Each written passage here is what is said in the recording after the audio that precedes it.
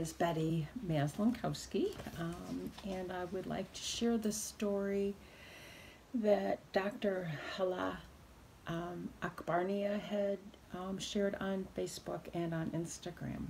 I apologize for reading, but it is really his words I want to share. So I have been an emergency medicine physician for almost 20 years. I have worked through the numerous disasters, and I am used to the daily grind of heart attacks, gunshots, strokes, and flu, traumas, and more. It's par for the course in my field, yet nothing has made me feel the way I do about my job as this pandemic has. That knot in the pit of your stomach, that sensation when you're heading into work, comforted only by the empathic faces of my colleagues who are going through the same. I am grateful for their presence, knowing that they are both literally and figuratively with me, that they understand and accept so profoundly the risks we take each day. I also hope that my friends and family forgive me for my lack of presence during this time, precisely when we need each other the most, and that they realize that their words, their encouragement, and their small gestures that come my way daily are the fuel that gets me through each day. And this is a story for all of us. I met my patient, Mr. C, on my first real pandemic shift, when what we were seeing that day was what we had been preparing for. He was classic in his presentation. X-ray findings, low oxygen levels, we just knew. And he was the nicest man I had met in a long time.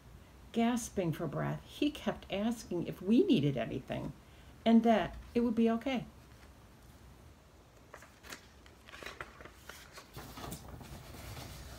We had to decide how long we would try to let him work through this low oxygen state before needing to intubate him. His levels kept falling, and despite all our best efforts, it was time to put him on the ventilator. He told us he didn't feel great about this, but, quote, "But Doc, I trust you, and I'm putting myself in your hands," unquote. That uneasy feeling in my stomach grew even more at that moment, but he, with his teacher's steady voice, kept me grounded where I was supposed to be. I saw his eyes looking at me, seeing the kindness in them, even as we pushed the medications to put him to sleep. To say it was an easy intubation is an understatement. It was not. He nearly left us a few times during those first few minutes, but he kept coming back. We fought hard to keep him with us. The patience and strength of my team that day was truly remarkable. I handed him over to my friend and colleague, Dr. Beth Ginsberg, and her team in the ICU, and her calming voice reassured me that they had it from here.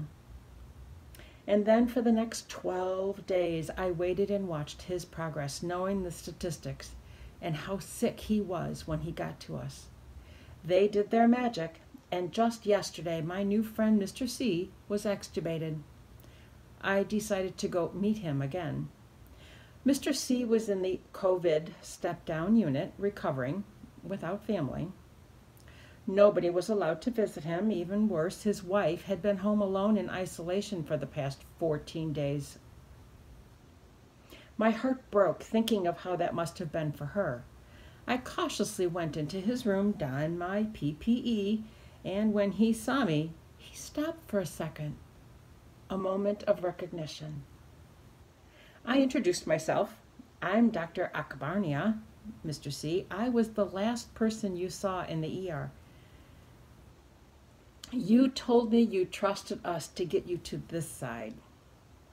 Looks like you did just fine." And he started to cry. He said, "I remember your eyes."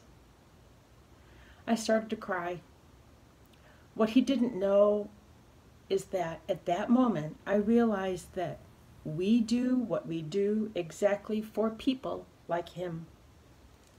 For moments like these, his strength, his kindness, his calming words to me meant everything. At that moment, my heart, which had been beating over 100 beats a minute since that pandemic began, finally slowed down. I sat down and we talked. I told him that while he is here, we are his family, and he will always have a place in my heart. And whether he knows it or not, he will be my silent warrior and guide as I take care of every patient, COVID or not. He will fuel me until the day I hang up my stethoscope. And of course, the doctor had gotten approval from the patient, so that's his picture. Thank you.